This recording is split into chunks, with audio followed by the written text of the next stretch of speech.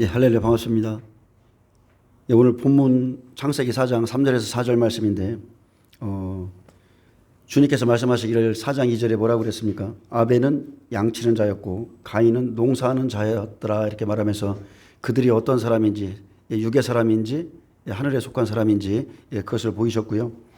언제든지 신앙에는 열매가 있습니다. 세월이 지난 후에 하나님이 열매를 찾으실 때 우리의 열매가 무엇인가? 지금 여기에서는 가인과 아벨의 열매를 두고서 말씀하고 계신데 이 마지막 시대에 이 가인과 아벨은 저와 여러분이 될 수가 있기 때문에 우리가 하나님이 찾으시는 그런 열매를 드려야 됩니다.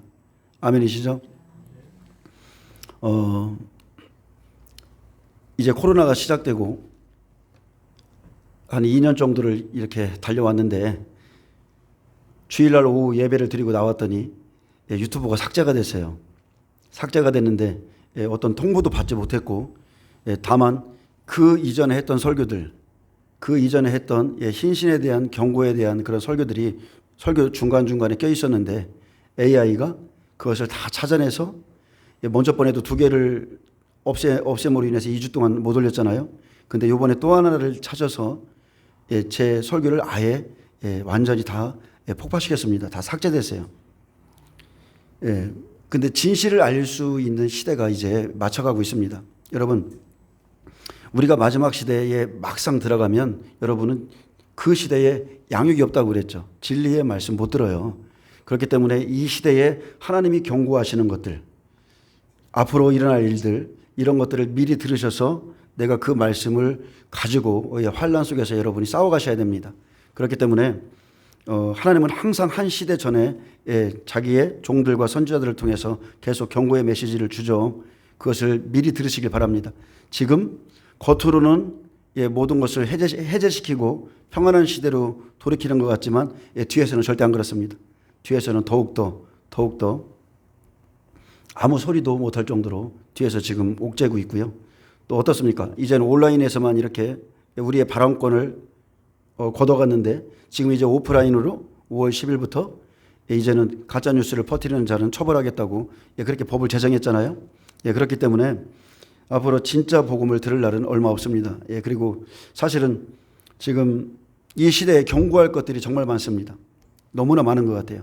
이렇게 세상 돌아가는 것을 보고 적그리스도 이 세력들이 지금 우리에게 무엇을 하려고 하는 가에 대해서 그리스도인들이 조심해야 될 것, 미혹되지 말아야 될 것, 이런 경고의 메시지가 정말 많은데 앞으로 이런 말씀을 전하기가 갈수록 힘들어질 것 같아요. 그래서 설교를 들으실 때마다 저한테 다시 문자를 보내시거나 이렇게 해서 무엇을 해야 됩니까? 이렇게 해라 저렇게 해야 됩니까? 이렇게 묻지 마시고 그것은 각자 여러분의 선택입니다. 말씀을 들은 자의 선택이기 때문에 모든 선택은 여러분이 하셔야 돼요. 저는 하나님의 말씀만 여러분을 깨우기 위해서 지금 전하고 있는 것입니다. 아멘. 또 언제 어떻게 이 유튜브 채널도 없어질지 모르겠습니다. 근데 마지막 시대를 알고 있는데 전하지 못하는 괴로움도 있어요. 다 막 속 시원하게 초창기처럼 막 말하고 싶은데 그렇게 하지 못해요. 왜냐하면 지금 말씀을 전해야 되거든요. 예수님의 가인의 제물과 본문 보겠습니다. 가인의 제물과 아벨의 제물에 대해서 하나님께서 말씀하셨죠. 이것은 예수님의 공생애입니다. 세월이 지난 후에 농사하는 자와 양치는 자의 열매를 거두시는 그 장면이라고 보시면 돼요. 그래서 가인의 제물과 아벨의 제물에서 좀 살펴보겠습니다. 악한 자도 악한 날에 쓰임같이 가인도 여호와의 계획과 뜻으로 태어났죠. 가인은 농사하는 자였고 그 후에 낳은 아벨은 아우로 왔는데 양치는 자였다 했어요. 그래서 창세기 4장은 율법 안에 오실 초림의 예수님을 미리 보여주신 사건이고 그리고 공생의 기간에 있을 사건 그리고 복음을 거부함으로 그들이 아벨을 죽이고 또 버림받았다가 다시 이스라엘에 복음이 들어가는 주님의 재림까지를 창세기 4장은 말하고 있습니다. 그래서 여기에는 영과 육의 사람들, 쉽게 말하면 우리들의 이야기예요. 예수로 말미암아 아브라함의 자손일지라도 영과 육의 사람들이 있습니다. 가인이 아벨을 죽이듯이 바리새인들과 종교 지도자들이 예수님을 죽일 것을 미리 보여주셨고 말세를 사는 우리에게도 가인과 같이 하지 말라는 경고를 주셨고 악한 자에게 속한 가인의 믿음의 상태와 또 약속을 따라드린 아벨의 예배를 보면서 우리의 영적인 상태를 어떠한가 한번 살펴보게 됩니다. 그래서 우리는 약속을 붙잡고 지금 예배를 드리고 있는가, 그냥 매일매일 똑같은 날 그냥 습관적으로 예배를 드리고 있는가. 여러분, 이것은 많은 차이가 있죠. 그래서 이전 시간에 말했듯이 안나, 시므온, 세례 요한처럼 오실 그이가 당신이시니까 이렇게 주님의 오심을 기다리는 자인가, 자기 스스로를 한번 살펴보시길 바랍니다. 예수님이 율법 안에 오시기 전 율법 시대는 땅의 소산인 소나 양으로 번제 드리는 것을 허락하셨어요. 그런데 율법은 육체로 지키는 한시적인 법이죠. 그리고 예수님이 이 땅에 오시면 하나님의 뜻을 따라서 이제 그리스도 안에서 하늘의 소산으로 영과 진리로 또 회개와 순종으로 예수님의 피로 씻긴 내 몸을 하나님께 드림으로 영적 예배를 드리게 하셨습니다. 그래서 우리는 시대마다 주신 하나님의 약속을 붙드셔야 돼요. 이전에도 그랬으니까 지금도 그럴 거야. 이전에 평안했으니까 지금도 앞으로 평안할 거야. 천만의 말씀입니다. 이 마지막 시대에 주신 말세에 주신 말씀을 우리가 붙드셔야 돼요. 창세기 4장 2절부터 5절은 공생의 기간에 대한 예언입니다. 창세기 4장 3절 봅니다. 세월이 지난 후에 가인은 땅의 소산으로 제물을 삼아 여호와께 드렸다 했습니다. 그런데 이 땅의 소산, 이것은 거부된 제물이죠. 거부된 예배예요. 세월이 지났다는 것은 예수님 공생의 기간이 마칠 때를 의미합니다. 그때까지도 가인은 여호와의 뜻과 상관없이 땅의 소산으로 제물을 삼아 여호와께 드렸습니다. 가인은 포도원의 농부라고 그랬죠. 가인은 율법 아래에 있는 자였지만 예수님께서 어린 양으로 오셔서도 영접하지 않았고 여전히 소경이 되어서 소와 양과 율법의 제사로 죄사함 받으려고 예배를 드리는 자였습니다. 율법은 예수 그리스도가 오시기까지의 예표고 그림자입니다. 그래서 사도행전 9장에 보면 다메섹 도상에서 사울의 눈에서 율법의 비닐을 주님이 벗기셨어요. 그랬더니 그가 가는 곳마다 오직 예수, 오직 예수, 오직 예수만 외치며 아벨과 같은 제사를 드리는 겁니다. 아벨과 같은 제사를 드리고 아벨이 드렸던 그 예물을 그도 드렸어요. 마태복음 21장 12절에 보면 예수께서 성전에 들어가서 성전 안에서 매매하는 모든 사람들을 내쫓으시며 돈 바꾸는 사람들의 상과 비둘기 파는 사람들의 의자를 둘러부시고 그들에게 이르시되 기록된 바 내 집은 기도하는 집이라 일컬음을 받으리라 하였거늘 너희는 강도의 소굴을 만드는도다 하시니라. 이것이 가인의 제물이죠. 예수님은 비둘기 파는 자의 상을 엎으셨는데 이들이 드리는 제사는 죽은 제사요, 그림자라는 것입니다. 예수님께서 어린 양이 되시면 무슨 일이 생깁니까? 비둘기 같은 성령이 오시죠. 그리고 예수님께서 내 집은 만민이 기도하는 집이라 하셨어요.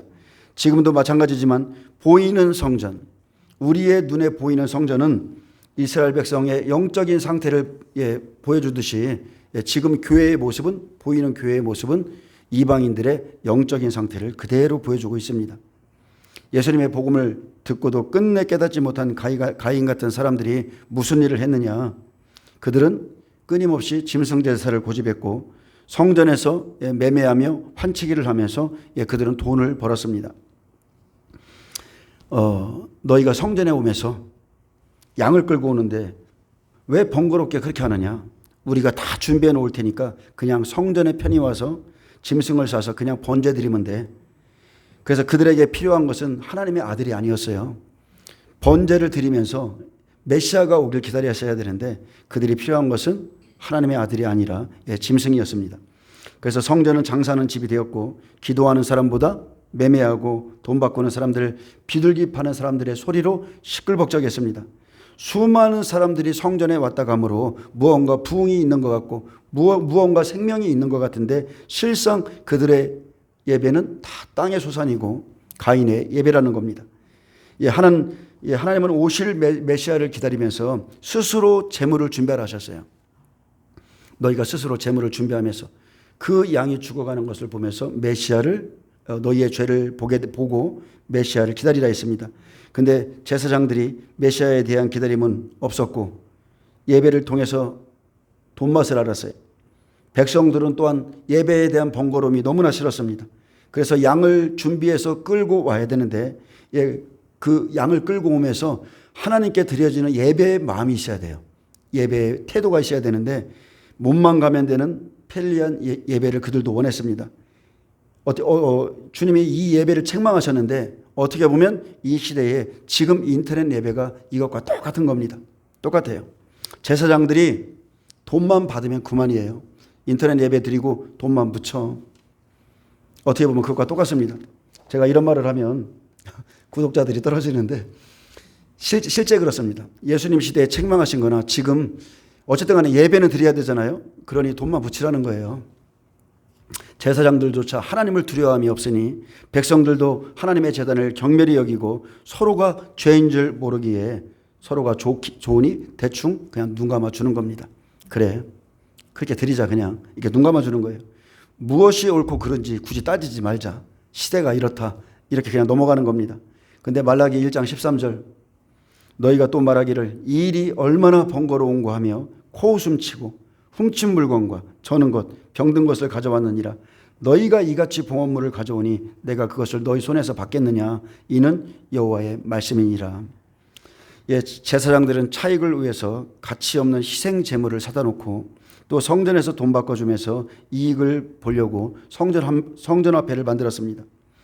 예, 그들은 예수님이 진노할 만큼 영적으로 타락해 있었어요. 내 집은 만민이 기도하는 집이라 하셨음에도 온전한 예배를 통해서 신령한 복보다 하나님을 기피하는 것보다 싸게 사다 돈 벌고 환치기에서 돈 벌고 하나님의 성전이 어느새 강도의 소굴이 되어 있었습니다. 여러분, 교회에 오면은 바깥에서부터 무슨 소리가 나야 돼요? 예전에 목사님이 그러더라고요. 개구리 소리가 나야 된대요. 개굴개굴 소리가 나야 된대요. 여러분, 교회는 기도 소리가 넘쳐야 돼요. 사람들의 잡다운 소리가 아니라 오면은 기도의 소리가 계속 끊이지 않고 넘쳐야 됩니다. 예수님이 성전 안에서 매매하는 사람들을 다 내쫓으시고 둘러 엎으시며 비둘기 파는 자의 상을 엎으셨습니다. 가인과 가인의 예물을 지금 엎으신 거예요. 세월이 지난 후에 하나님이 도저히 받을 수가 없으니까 이것을 엎어버리셨어요. 이것은 죽은 예배다. 무슨 이런 제사가 무슨 이런 예배가 다 있냐. 너희들이 원해서 이 예배를 드리는 것이 하나님이 받으시는 예배가 아니다. 너희가 드리는 예배엔 생명이 없다. 하나님을 공경함도 없고 하나님을 사랑함이 없다. 이것을 지적하시는 겁니다. 예수님은 성전에 대한 사랑으로 채찍을 드셔야만 했다고 그랬어요. 예, 그의 여심 때문에 채찍을 휘두르셔야 했고 하나님께서도 이런 가인의 예배는 받을 수가 없었던 겁니다. 그래서 예수님의 공생애 내내 하나님은 가인의 제사를 받을 수가 없었습니다. 그래서 우리가 땅의 소산은 다른 게 아니죠. 하나님의 말씀대로 하지 않는 모든 것이 다 땅의 소산이에요. 그 땅의 소산은 아무리 좋은 것일지라도 우리가 보기에 좋아 보일지라도 그것은 하나님이 받을 수 없는 겁니다. 여러분, 예배는 법이 있어요. 예배에 법이 있어요. 그 법대로 하셔야 됩니다. 말라기서에 구약의 제사는 진노로 마쳤죠. 너희가 나를 공경함이 어디 있느냐. 나를 두려워함이 어디 있느냐. 눈먼 희생제물과 저는 것 병든 것을 가지고 너희 총독에게 드려보라. 그가 이것을 받겠느냐. 하물며 사람 앞에서 한번 그렇게 해보라는 겁니다. 너희 중에 성전문을 닫을 자가 있었으면 좋겠다. 내가 너희를 기뻐하지 아니하며 너희가 손으로 드리는 것을 받지 아니하리라. 여러분, 이 말씀 한번 새겨보세요. 너희가 총독에게 한번 그렇게 드려보라. 보이는 사람 앞에서 한번 그렇게 드려보라. 교회에 와서 다리를 꼬고 하나님 앞에서 그렇게 예배, 그 총독 앞에 이렇게 서 있는데 교회 앞에서 이렇게 다리를 꼬매서 예배 드릴 수 있겠어요? 안 그렇습니까? 대통령 앞에서 그렇게 할 수 있겠어요? 여러분, 못해요. 근데 예배에는 그렇게 드려요. 예, 가인의 제사, 땅의 제물로는 하나님을 기쁘시게 할 수 없습니다. 예배가 폐해지는 이 시대에 저와 여러분이 정말로 이 시대를 본받지 말고 영과 진리로 드려지는 참된 예배자가 되시길 축복합니다. 예, 4절 보겠습니다. 가인의 예배가 이렇죠. 가인의 예배는 하나님이 안 받으셨어요. 예수님도 성전에서 채찍을 드셨어요. 근데 4절 보겠습니다. 아벨은 자기도 양의 첫 새끼와 그 기름으로 드렸더니 여호와께서 아벨과 그의 제물은 받으셨으나. 예, 제사는 먼저 하나님께 드리는 것을 의미합니다. 예배는 여러분 드리는 거예요. 받는 게 아니에요. 나를 드리는 거예요. 그래서 우리는 대부분 예배 가운데 은혜 받기를 원하지만 먼저는 자신과 자신 안에 계신 하나님의 어린 양으로 하나님 앞에 내 몸을 드리는 겁니다. 그것을 받으시는 거예요. 여러분의 몸은 산제물이죠. 늘 말하잖아요. 나는 성령의 전이라고, 산제물이라고 말하잖아요. 그래서 성령 안에서 나는 항상 깨끗해짐으로 내 안에 계신 어린 양으로 나를 드리는 겁니다. 아멘. 그래서 어느 시대이든지 하나님께 드려지는 제사의 방법이 있었고 우리는 하나님께서 요구하시는 것을 드릴 때 하나님의 임재를 경험하게 되는 겁니다. 아멘. 많은 사람들이 예배를 드리는데 왜 나에게는 하나님이 임하시지 않느냐는 거예요. 왜 하나님이 나에게 말씀하시지 않느냐는 거예요. 그러면은 예배의 방법에 문제가 있는 거예요. 하나님은 제사를 받으시는 분이고 예배를 받으시는 분이고 그분이 받으시면 반드시 응답합니다. 세월이 지난 후 아벨은 양의 첫 새끼와 그 기름으로 드렸습니다. 아벨은 예수님이죠. 예수님의 예표고 예수님은 공생의 기간에 제사를 통해서 약속 안에 있는 자들, 약속을 붙잡고 있는 자들, 율법을 복음으로 그들에게 바꿔주고 천국의 씨를 뿌리셨죠. 그래서 아벨은 자기도 양의 첫 새끼를 드렸는데 이 말은 갈릴리에 다니시면서 회개하라 천국이 가까이 왔느니라 외치시고 그리고 갈릴리 바닷가에 있는 12 제자들을 부르셨을 때 그들은 즉시 그물을 버려두고 세관을 버려두고 예수님을 따라갔죠. 아멘. 이들이 양의 첫 새끼예요. 마태복음 4장 18절에 갈릴리 해변에 다니시다가 두 형제 곧 베드로를 하는 시몬과 그 형제 안드레가 바다에 금을 던지는 것을 보시니 그들은 어부라. 이들이 바로 아벨이 드린 양의 첫 새끼입니다. 아벨이 하나님께 드린 거예요. 아멘. 천열매죠. 12 제자는 대표적으로 예수님의 농사 중에 처음으로 포도나무에 붙은 가지들입니다. 이들이 예수님의 말씀을 듣고 따랐을 때 이들은 나무에 붙은 가지가 되는 겁니다. 그래서 요한복음 15장 1절에 내가 참 포도나무요 내 아버지는 그 농부라. 물은 내게 붙어 있어 과실을 맺지 아니하는 가지는 물은 내게 있어 과실을 맺지 아니하는 가지는 아버지께서 이를 제해 버리시고 무릇 과실을 맺는 가지는 더 과실을 맺게 하려 하여 이를 깨끗게 하시느니라. 너희는 내가 일러준 말로 이미 깨끗하여졌으니 내 안에 거하라. 자, 어떻게 거해요? 말씀 안에 거하는 겁니다.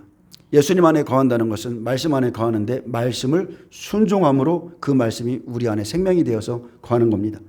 그래서 내 안에 거하라 나도 너희 안에 거하리라. 가지가 포도나무에 붙어 있지 아니하면 절로 과실을 맺을 수 없음 같이 너희도 내 안에 있지 아니하면 그러하리라. 예수님은 말씀이기에 가지는 반드시 말씀에 붙어 있어야 됩니다. 말씀에 붙어 있어야 돼요. 또 하나의 재물 그것은 기름입니다. 기름은 진리의 영이신 성령님을 의미하고 또 성령의 진리의 말씀을 함께 의미합니다. 그래서 양의 첫 새끼와 기름은 성령과 말씀 안에 거하는 자들을 하나님 앞에 올려드렸다는 거예요. 아멘. 그래서 누가복음 4장 13절에 마귀가 모든 시험을 다한 후에 얼마 동안 떠나니라. 예수께서 성령의 권능으로 갈릴리에 돌아가시니 그 소문이 사방에 퍼졌고 친히 그 여러 회당에서 가르치심에 무사람에게 칭송을 받으시더라. 예수께서 그 자라나신 곳 나사렛에 이르사 안식일에 자기 규례대로 회당에 들어가사 성경을 읽으려고 서심해 선지자 이사야의 글을 들이거늘 책을 펴서 이렇게 기록한 데를 찾으시니 곧 주의 성령이 내게 임하셨으니 이는 가난한 자에게 복음을 전하게 하시려고 내게 기름을 부으시고 나를 보내사 포로된 자에게 자유를 눈먼 자에게 다시 보게 함을 전파하며 눌린 자를 자유롭게 하고 주의 은혜의 해를 전파하게 하려 하심이라 하였더라. 아멘. 이 일이에요. 여러분 이사야를 통해서 예수님이 오시면 하실 일을 설명했는데 생명의 성령의 법으로 제자들을 죄와 사망의 법에서 해방시켜서 하나님께 드린 겁니다. 이게 아벨과 그의 양의 첫 새끼입니다. 아멘. 그렇듯 이 시대에 어떻습니까? 이 시대에 우리도 똑같습니다. 지금 종교 속에 이렇게 묶여 있는 자들을 생명의 성령의 법으로 자유케 하는 겁니다. 그래서 하나님께 올려드리는 거예요. 아멘. 지금도 교회에 다니면서 종교에 묶여 있고 성령께서 어떤 감동이나 감화로 움직이는 것이 아니라 하나님의 영으로 이끌림을 받는 게 아니라 여전히 율법에 있는 사람이 있고 종교의 영에 묶여 있는 사람이 있어요. 그거 반드시 여러분 다 끌어내셔야 돼요. 하나님의 영으로 인도함 받으시길 축복합니다. 로마서 8장 2절에 이는 그리스도 예수 안에 있는 생명의 성령의 법이 죄와 사망의 법에서 너를 해방하였습니다. 죄와 사망의 법, 율법에서 너를 해방하였습니다. 마태복음 9장 13절에 너희는 가서 내가 긍휼을 원하고 제사를 원하지 아니하노라 하신 뜻이 무엇인지 배우라. 내가 의인을 부르러 온 것이 아니요 죄인을 부르러 왔노라. 자, 예수님이 하신 일이 죄인을 불러서 성령과 진리의 말씀으로 성령의 진리의 말씀과 기름으로 드린 겁니다. 아멘. 호세아 6장 6절 나는 인애를 원하고 제사를 원하지 아니하며 번제보다 하나님 아는 것을 원하노라. 그러므로 제자들이 성령과 진리로 하나님께 산 제사로 예배를 드리는 겁니다. 자, 아벨과 그의 제물에 대해서 말씀하셨는데 아벨은 예수님을 예표하고 예수님 공생의 기간에 행하시는 일을 보여줍니다. 자, 예수님은 표적과 기사를 행하셔서 예수님이 누구신지를 눈으로 친히 보여줬습니다. 문둥병자, 안진뱅이, 눈먼 자를 고치시고 죽은 자를 살려서 자신을 증거하셨죠. 그래서 우리도 똑같습니다. 은사와 능력을 통해서 많은 백성들이 예수님을 보고 믿고 따라오도록 그렇게 눈으로 보여주셨는데 요한복음 첫 장에 보면 니고데모는 표적을 통해서 하나님께서 예수님과 함께 하심을 보고서 나왔습니다. 요한복음 3장 2절에 하나님이 함께하지 아니하시면 당신이 행하시는 이 표적을 아무도 할 수 없음이니이다. 하나님을 경험케 하셨죠. 어떤 표적을 통해서. 그러면은 앞으로 우리가 해야 될 일은 뭡니까? 여러분, 말씀과 기도로 거룩해져 감을 입으셔야 돼요. 우리를 부르신 목적이 표적과 기적과 이사가 아니에요. 우리를 부르신 목적은 거룩하고 흠이 없게 하셔서 흠 없는 제물로 드려지는 겁니다. 아멘. 그래서 우리가 반드시 물과 성령으로 거듭난 후 말씀을 통해서 변화된 삶을 살지 않고 어떤 다른 것에 우리가 팻대를 세우거나 은사와 표적만 쫓아다니거나 아니면은 그렇게 그럴 때가 있어요. 은사와 표적만 쫓아다닐 때가 있는데 여러분 어느 정도 딱 지나면 하나님이 멈추게 합니다. 그것을 딱 멈추게 하고 이제 말씀으로 가라고 그래요. 왜 그렇습니까? 말씀으로 가야 그 사람의 영이 성장합니다. 영적으로 성장해요. 아무리 은사와 능력이 있어도 말씀 앞에 자기가 굽히지 않으면 그 사람은 성장할 수가 없어요. 그래서 하나님께서 받으실 만한 재물이 결코 될 수 없습니다. 특히나 사역자들이 말씀으로 나를 다스리지 못한다면 사역의 결과가 정말로 비참한 것을 많이 봅니다. 많은 능력을 받았는데 나를 다스리지 못함으로 내 심령이 죽어지지 않으면 남을 유익해 하지만 결국 나 자신을 다스리지 못해서 자신은 하나님께 드려지지 못하는 것을 보게 됩니다. 여러분, 가인과 같은 그런 재물이 되면 안 돼요. 그래서 우리는 더욱더 큰 은사를 사모해야 돼. 제일 큰 은사가 뭐라겠습니까? 사랑이에요. 가장 큰 은사는 사랑이에요. 더욱 큰 은사를 사모해야 돼. 말씀으로 나를 복종하고 생명을 이루어 가기를 축복합니다. 저는 저희 교회에 제가 이렇게 말은 하지만 실제적으로 성령의 모든 은사와 기름 부음이 날마다 증거하고 넘치길 바라는 사람입니다. 저는 성령님을 제한하지 않습니다. 제가 많은 사람들이 다른 곳에 팻대를 세우기 있기 때문에 말씀하지만 저는 사실 성령님이 하시는 일을 굉장히 즐겨요. 그분이 오셔서 임재 가운데서 말씀하시고 우리를 자유케 하시고 풀어내는 것을 굉장히 즐거워합니다. 그래서 성령을 제한하지 않길 원하고 모든 신령한 복과 선물이 실제적으로 여기에 나타나기를 원합니다. 그리고 저와 여러분이 성령님을 능력으로 알지 아니하고 인격으로 모실 때 이러한 선물이 주어질 줄 믿습니다. 요한복음 3장 2절에 그가 밤에 예수께 와서 이르되 랍비여 우리가 당신은 하나님께로부터 오신 선생인 줄 아나이다. 하나님이 함께하지 아니하시면 당신의 행하시는 이 표적을 아무도 할 수 없음이니이다. 자, 니고데모는 말씀을 듣고 나온 사람이 아니죠. 자신이 표적을 보고 예수님이 하나님께로부터 나온 자라는 고백을 했습니다. 그러자 내가 반드시 물과 성령으로 나야만이 하나님 나라를 볼 수 있다 했습니다. 그래서 거듭나지 않거나 하나님의 영으로 이끌림을 받지 않으면 하나님 나라를 볼 수 없는 겁니다. 아멘. 그래서 나의 믿음이 지금 하나님께 이끌려 가는 믿음인지 내가 스스로 이끌고 가는 믿음인지 여러분 이걸 잘 분별하셔야 돼요. 하나님의 영이 나를 이끌게 나를 들이셔야 돼요. 내 임의로 내가 앞서 행하면 절대 안 됩니다. 그래서 신앙생활 중에 위험한 신앙생활은 자기 생각, 자기 힘, 자기 믿음으로 자기 의지와 자기 중심으로 가는 것입니다. 이런 것도 때로는 좋을 수 있지만 이런 신앙생활은 한계가 빨리 와요. 그리고 성령에 이끌리는 신앙은 사역이 아름답고 열매도 좋고 지치지도 않습니다. 그래서 반드시 물과 성령으로 거듭나서 하나님의 영으로 나의 영이 이끌림을 받아야 됩니다. 니고데모 보세요. 그 시대에 얼마나 유명한 지도자였습니까? 유대인의 지도자일지라도 그 당시 그는 영적으로 보면 어린아이였어요. 말씀은 굉장히 많이 갖고 있었는데 영적으로는 어린아이였습니다. 여러분, 물과 성령으로 반드시 나셔야 돼요. 말씀을 듣고 나온 것이 아니고 표적을 보고 나오는, 예수님께 나오는 그 신앙은 아직 영적으로 어린 거예요. 이것을 꼭 명심하시기 바랍니다. 늘 말하지만 애굽에 있을 때 표적과 기적이 나타나는 거예요. 애굽에서 나올 때 표적, 기적, 이사가 있고, 광야로 나오면 이제 말씀으로 자아를 죽이는 그 시간을 아주 길게 보내는 겁니다. 자, 아벨이 드린 제물은 12제자들입니다. 12제자들이 하나님께 바치는 제물이고 산 제사로 그들이 드려졌죠. 아벨이 양치는 자였듯 예수님은 목자장으로 오셔서 예수님을 만난 자들은 산 제물로 다 자신을 올려드렸습니다. 예수님을 제대로 만난 자, 주는 그리스도시요 살아계신 하나님의 아들이십니다. 이 고백을 한 자들은 다 자신을 산 제물로 올려드렸어요. 예수님 자신도 제물이 되셨고 그 양들도 제물로 다 올려드렸습니다. 여러분, 제물은 반드시 죽어야 됩니다. 자기가 살으면 안 돼요.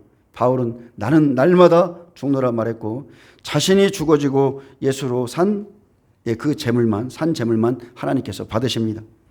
갈라디아 2장 20절, 내가 그리스도와 함께 십자가에 못 박혔나니 그런즉 이제는 내가 사는 것이 아니요 오직 내 안에 그리스도께서 사시는 것이라. 이제 내가 육체 가운데 사는 것은 나를 사랑하사 나를 위하여 자기 자신을 버리신 하나님의 아들을 믿는 믿음 안에서 사는 것이라. 이 고백이 여러분에게 진실로 있기를 축복합니다. 제자들이 예수님을 만나는 장면이 있습니다. 마태복음 4장 17절에 보면 이때로부터 예수께서 비로소 전파하여 이르시되 회개하라 천국이 가까이 왔느니라 하시더라. 갈릴리 해변에 다니시다가 두 형제 곧 베드로를 하는 시몬과 그 형제 안드레가 바다에 금을 던지는 것을 보시니 그들은 어부라. 말씀하시되 나를 따라오라. 내가 너희로 사람을 낚는 어부가 되게 하리라 하시니 그들이 곧 그물을 버려두고 예수를 따르니라. 거기서 더 가시다가 다른 두 형제 곧 세베대의 아들 야고보와 그 형제 요한이 그 부친 세베대와 한 배에서 금을 깁는 것을 보시고 부르시니 그들이 곧 배와 부친을 버려두고 예수를 따르니라. 자, 지금 제가 여러분에게 산제물에 대해서 말하고 있습니다. 여러분, 산제물이 그냥 됩니까? 많은 사람들이 자신의 영적인 상태를, 믿음의 상태를 잘 모릅니다. 근데 여러분, 하나님이 받으시는, 쉽게 말하면 첫째 부활에 우리가 참여하는 자를 말하더라도 산제물은 절대 그냥 되는 것이 아닙니다. 결코 쉬운 일이 아닙니다. 그들은 부친과 그물을 버려두고 예수를 따랐어요. 그들은 어떤 동기부여가 있었습니다. 그런 사건이 있었는데 저와 여러분도 예수님을 모든 것을 버리고 따라가려면 어떤 동기부여가 있어야 돼요. 그것은 다른 게 아니고 예수님을 만나는 사건이 있어야 된다는 겁니다. 그들은 영생의 말씀이 주께 있음을 보았고, 그래, 예수님이 가시는 이 길은 정말로 내 인생을 다해서 따라갈 만한 길이다. 내가 배와 아버지를 버려두고도 갈 수 있는 그런 길이다. 바다에 그물을 던지는 것은 잠시 내 목숨과 가정과 생명을 위해 사는 데는 부족함이 없겠지만 사람을 낚는 어부가 되어서 죽은 영혼을 건져서 하나님께 산제물로 드리는 이것은 너무나 귀한 일이다. 이 일은 내 인생을 걸만하다. 여러분, 이런 결단이 있으셔야 됩니다. 이것은 주의 종들만이 아니에요. 여러분, 이런 결단이 있으셔야 돼요. 나의 그 어떤 일보다도 이 일이 가장 귀하다. 아벨과 예수님과 제자들이 간 길은 여러분 생명의 길이었습니다. 영혼의 생명으로 가는 이 길은 자기 목숨과 세상의 유혹을 포기하고 버릴 것 버리고 갈 수 있지, 자기가 가진 것을 다 누리면 갈 수 없습니다. 결코 갈 수 없습니다. 그래서 여러분에게 아벨이 드린 제물이 여러분에게도 있기를 축복합니다. 그것은 생명이에요. 생명. 다른 게 아니에요. 생명입니다. 생명의 열매, 추수할 곡식을 하나님께 드리시기를 바랍니다. 마태복음 5장 1절부터 7장 27절에 그 말씀은 양들이 산 제물을 드릴 수 있도록, 하나님이 원하시는 삶의 분량에 이를 수 있도록 율법을 복음으로 주신 거죠. 자신 스스로를 양육할 수 있는 말씀을 주신 거예요. 그래서 우리의 삶과 마음을 바꿀 수 있는 말씀을 산상수훈에서 주셨습니다. 그래서 성소에 들어가지 않고 뜰만 왔다 갔다 하는 자들은 측량하지 말라 했듯이 우리가 말씀의 통치, 말씀에 순종하지 않는 신앙은 절대 삶의 변화가 있을 수 없습니다. 안 변해요. 말씀 앞에 절대 내가 굴복하지 않으면 내 삶은 절대 안 변합니다. 여러분은 말씀은 성소에 들어가야 있죠.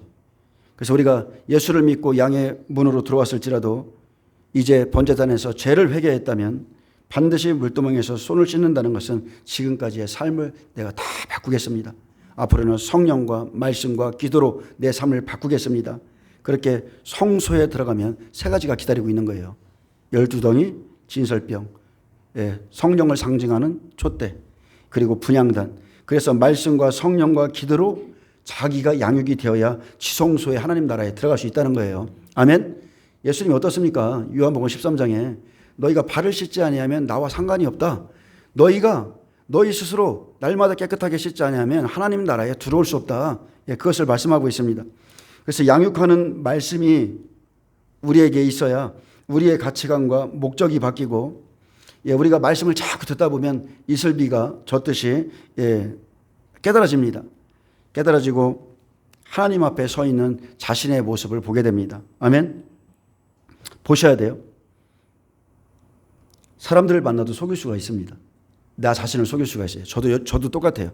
제가 여러분을 속일 수 있습니다. 얼마든지 속일 수 있어요. 근데 말씀 앞에서는 자신을 못 속여요. 내가 좀 괜찮은 사람인 것 같은데 말씀을 보니까 정말로 나는 벌레만도 못하구나. 누군가에게 자신을 내놓기가 부끄럽고 자랑할 것이 없어지죠. 자신이 압니다. 제가 여러분에게 말씀을 전하고 있지만 여러분보다 잘난 거 한 개도 없어요. 한 개도 없습니다. 자랑할 게 사실 한 개도 없다는 거예요. 정말로 그렇습니다. 말씀의 거울을 통해 보아야만 민망해지는 것이지 그전에는 자신이 괜찮은 줄, 잘하는 줄 알고 있습니다. 근데 말씀이 나를 비추니까, 말씀이 나를 비추는 거예요. 그때 내게는 오직 예수가 필요하구나. 더 절실해지는 겁니다. 예수 없이는 구원이 있을 수 없고 예수 없이는 죄사함이 없고 오직 예수밖에 없다는 것을 갈수록 깨닫게 됩니다. 그전에 내가 좀 괜찮은 줄 알고 남을 판단하기 바빴는데 내가 누군 줄 알고 내가 깨닫고 나니까 이제는 그냥 모든 게 싫어요. 잠잠히 그냥 한 날 한 날 주님만 따라가고 싶은 겁니다. 여러분, 그러한 동기부여가 있기를 축복합니다. 내가 주님을 따라가리라. 아벨의 양처럼 이렇게 드려지길 어떤 결단이 있을 때 놀라운 일이 일어날 줄 믿습니다. 성경에 보면 율법을 복음으로 바꿔주는 곳이 세 군데 있습니다. 그것은 첫째는 마태복음 5장부터 7장이고요. 그것은 예수님이 친히 가르치셨죠. 둘째는 사도 바울이 로마서에서 가르친 겁니다. 그는 자기 지식, 자기 중심, 그리고 종교의 영으로 열심을 냈어요. 정말로 열심을 냈던 사람이에요. 그런데 예수를 만난 후에는 완전히 바뀌었어요. 그래서 생명을 준비하지 못하는 이스라엘 백성에게 다시 한번 로마서에서 율법을 복음으로 바꿔주죠. 그래서 법 아래에 있는 자들은 다 죄인일 뿐이다. 너희가 아무리 그렇게 죄를 드려도 다 죄인일 뿐이야. 너희에게 하나님의 한이 오직 예수께 나가야만 너희가 생명을 얻을 수 있어. 그렇게 복음으로 바꿔주고, 마지막은 이제 우리가 기다리는 시간, 한일이에요. 마지막 한일의 7죄인에서 이방인 두 증인이 이스라엘 백성에게 들어가서 다시 한번 율법 안에 있는 자들에게 예수가 누구신지 복음을 전해줍니다. 그러면 그들이 회개하고 14만 4천이 나옵니다. 마태복음 8장 19절에 한 서기관이 나와서 예수에게 말씀하되 선생님이여 어디로 가시든지 저는 따르리이다. 예수께서 이르시되 여우도 굴이 있고 공중의 새도 거처가 있으되 오직 인자는 머리 둘 곳이 없다 하시더라. 제자 중에 또 한 사람이 이르되 주여 나로 먼저 가서 내 아버지를 장사하게 허락하옵소서.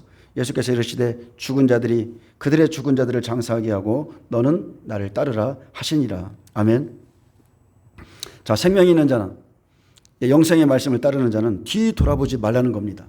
아멘. 생명으로 뒤돌아보지 말고 생명으로 나아가라는 말씀이에요. 그래서 마지막 때 마태복음 10장의 말씀처럼 예수님을 따르는 자들은 박해를 받으면서도 머리 둘 곳도 없는 곳까지 가야 하며 그렇게 증인이 가야 할 길을 미리 말씀하셨죠. 제자들의 앞일을 너희가 앞으로 이런 일을 당할 거야. 미리 말씀해 주셨어요. 그런데 우리는 제자들처럼 이 시대를 두려워할 필요가 없습니다. 왜? 예수님이 모든 것을 다 알고 계시고 함께 하시기 때문에 이 시대를 두려워할 필요가 없고요. 제자들의 삶을 보아도 하나님은 늘 그들과 동행했습니다.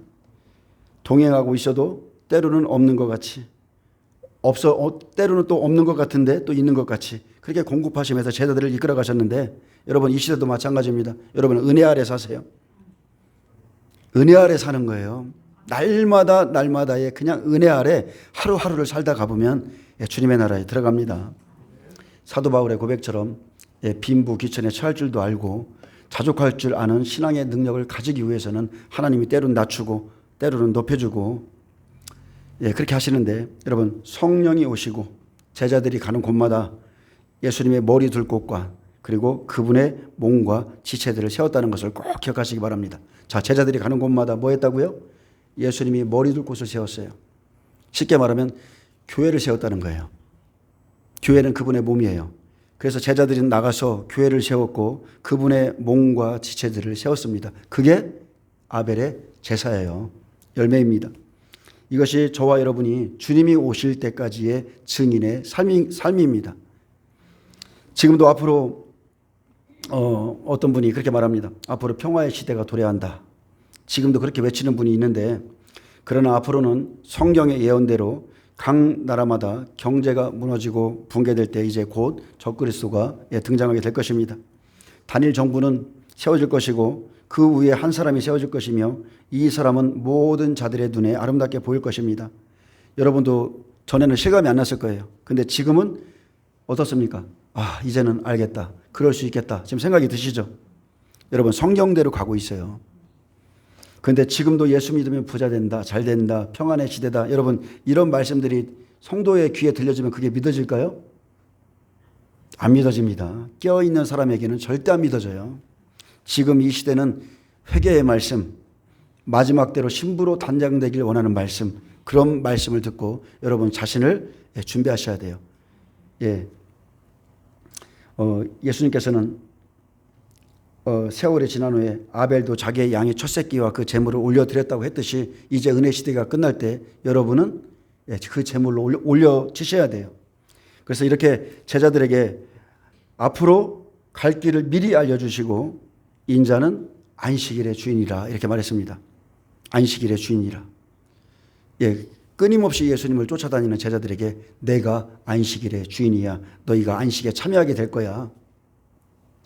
예수님은 자신이 안식일의 주인인 것을 말씀하셨고, 그러면 너와 나의 관계가 어떠해야 되느냐 이것을 물어보십니다. 그래서 마태복음 16장에 사람들이 나를 누구라 하더냐 이렇게 물으실 때 엘리야다 모세다 이런저런 말을 할 때에 베드로에게 물었죠. 너는 나를 누구라 하느냐. 그때 시몬 베드로가 대답합니다. 이르되 주는 그리스도시요 살아계신 하나님의 아들이시니이다. 예수께서 대답하여 이르시되 바요나 시몬아 내가 복이 있도다.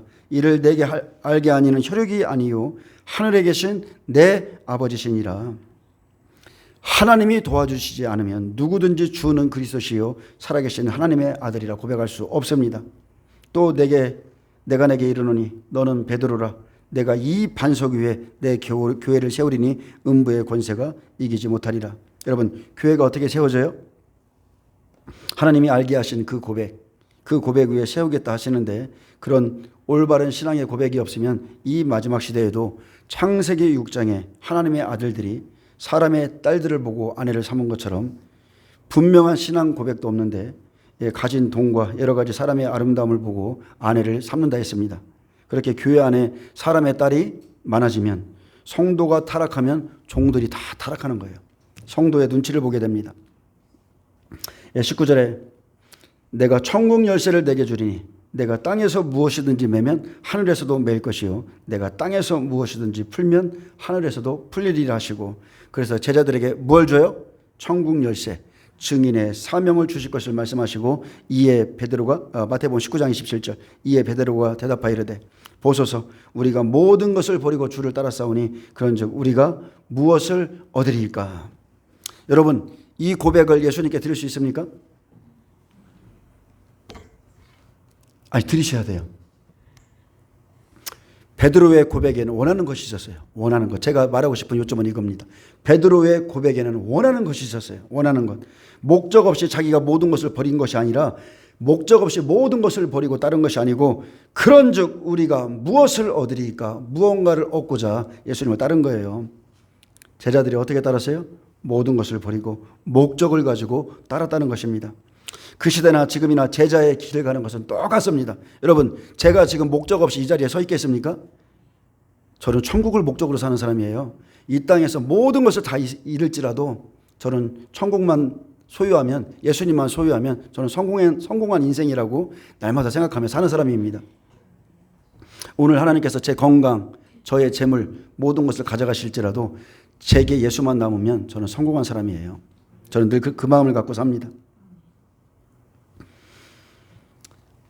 예, 제자의 길을 가는 것은 같은 길인데 2000년 전에 제자들이 모든 것을 버리고 따랐다면 지금 2000년이 지난 지금 저와 여러분은 더 다급해져야 돼요. 더 모든 것을 버리셔야 됩니다. 그들은 초림 예수를 만났지만 저와 여러분은 재림 예수를 지금 기다리고 있어요.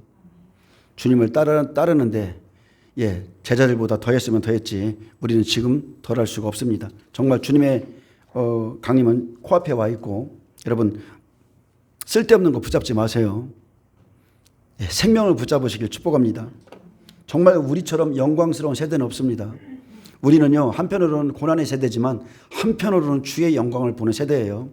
창세 이후에 영광 중에 오시는 예수님, 죽으러 오신 예수님, 죄인 때문에 오신 예수님이 아니라 자기의 신부들을 취하러 오시는 이 영광스러운 주님을 볼 수 있는 이 세대에 우리가 살고 있어요. 예수가 다시 오시는 것이 지금 막 두려워하고 어떤 분들은 떨고 있는데 아닙니다. 여러분, 영광스러운 기쁨이어야 됩니다. 영광스러운 기쁨을 가지셔야 돼요. 초림의 제자들이 육신의 예수를 경험했고 부활하신 예수님을 보는 그 영광을 경험했다면 지금 우리는 성령 안에서 이제는 공중 강림하시는 완전히 부활체의 몸을 입고 영광 중에 오시는 그 주님을 볼 수 있는 세대인 것입니다. 베드로의 고백이 우리의 고백되기를 원합니다. 우리의 모든 것을 버리고 주를 따랐사오니 우리가 무엇을 얻으리이까? 우리가 모든 것을 버리고 주를 따랐습니다. 모든 것. 과연 우리는 이 고백을 할 수 있나? 내가 예수를 믿고 지금 버린 것은 무엇인가? 내가 과연 예수를 믿고 포기한 것은 무엇인가? 자신을 한번 점검해 보세요. 그리고 무엇을 얻고자 하는 소망을 갖고 있는가? 이 소망이 있어야 버릴 수 있어요. 먼저 이 소망, 영광스러운 소망이 있어야 내 것을 버릴 수 있습니다. 우리를 이끄는 이 소망이 반드시 있어야 됩니다. 나는 지금 예수님의 나라를 진정으로 원하고 있는가? 아니면 나는 한 달란트 받은 자처럼 주님의 재림에 대해서는 아무 관심이 없는가? 예, 주님이 다시 오실 때 이 제자들에게 이렇게 말씀하셨어요. 예수께서 이르시되 내가 진실로 너희에게 이르노니 세상이 새롭게 되어 인자가 자기 영광의 보좌에 앉을 때에 나를 따르는 너희도 12 보좌에 앉아서 이스라엘 12지파를 심판하리라. 세상이 새롭게 될 때 나를 따르는 너희도 12 보좌에 앉아 이스라엘 12지파를 심판하리라. 그 권세를 주리라. 그래서 계시록 6장 5절에 보면은 순교자들이 부활을 기다리면서 하나님 앞에 예수님 앞에 청혼하는 장면이 나옵니다. 그러면은 예수님이 기다리라. 언제까지요? 계시록 11장 11절 11절까지 이리로 올라오라. 7째 나팔에 예수님의 공중 강림하셔서 이리로 올라오라 하실 때 그때 죽은 자들이 이 제자들부터 이방인 두종인을 비롯해서 막 부활에 올라가고 이스라엘 14만 4천 그리고 이방인 백배들이 첫째 부활에 참여하는 자들이 올라가서 왕노릇 하는 겁니다. 여러분 기대가 안 됩니까? 설레이지 않습니까? 여기서 잠깐 고생한 것 때문에 영원토록 예수님과 함께 왕노릇 한다는 거 얼마나 설렙니까? 이 백배들뿐만이 아니에요. 우리에게 소망은 이들뿐만이 아니고 또 이랬어요. 또 내 이름을 위하여 집이나 형제나 자매나 부모나 자식이나 전토를 벌인 자마다 여러 배를 받고 또 영생을 상속하리라. 그러나 먼저 된 자로서 나중되고 나중된 자로서 먼저 될 자가 많으니라. 아멘. 저는 이 말을 믿습니다. 저도 제가 처음 예수님을 믿었을 때 저보고 사람들이 그랬어요. 당신이 정말 나중된 자가 먼저 되는 것 같다. 제가 막 그렇게 예수님께 막 미쳐 살았기 때문에 그랬는데 저도 이 말을 정말 믿습니다. 이 시대에 나중된 자가 뒤늦게 돌아온 자가 먼저 될 자가 있다는 걸 믿습니다. 예, 약속대로 모든 것을 버린 자, 영생을 위해 따라간 12사도는 보좌에 앉은 왕 같은 제사장들입니다. 예, 제자들의 믿음도, 계시록의 부활, 휴거자의 믿음도 다 성경에서는 100배를 기준으로 말하기 때문에 여러분, 저와 여러분도 그렇게 준비되셔야 돼요. 100배의 믿음을 가지시길 축복합니다. 예, 하나님의 나라는 예수의 이름을 위하여 이 땅에서 자기의 소유를 버린 만큼, 복음으로 고난을 받은 만큼 영광도 다르고 상속도 다르고 부활체의 몸도 다르고 다 다르다고 그랬어요. 예, 우리는 하나님을 속일 수 없습니다. 자기가 버린 만큼, 복음을 위해 고난을 받은 만큼 반드시 받게 될 것입니다. 예, 하나님께서는 모든 만물이 예수님의 이름에 무릎 꿇게 했습니다. 왜 그렇습니까? 왜 그래요? 왜 예수의 이름에 모든 만물이 무릎을 꿇어요? 아벨과 그의 제물을 받으셨기 때문에 그렇습니다. 그 제물을 받으셨어요.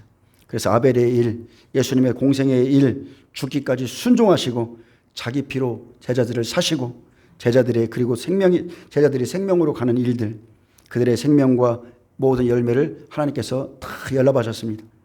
그러나 가인과 그 제물을 안 받으셨어요. 저와 여러분이 가야 될 길은 영광의 길이고 생명의 길입니다. 아벨이 간 그 길을 우리가 가야 돼요. 우리의 몸과 삶이 아벨과 그의 제물같이 되기를 원합니다. 여러분, 이왕이에요. 이왕. 예수님을 믿을 거 여러분 확실히 믿으시길 축복합니다. 한번 목숨을 거세요. 이제 주님의 재림이 얼마 안 남았어요. 몇 년 동안 한번 여러분 한번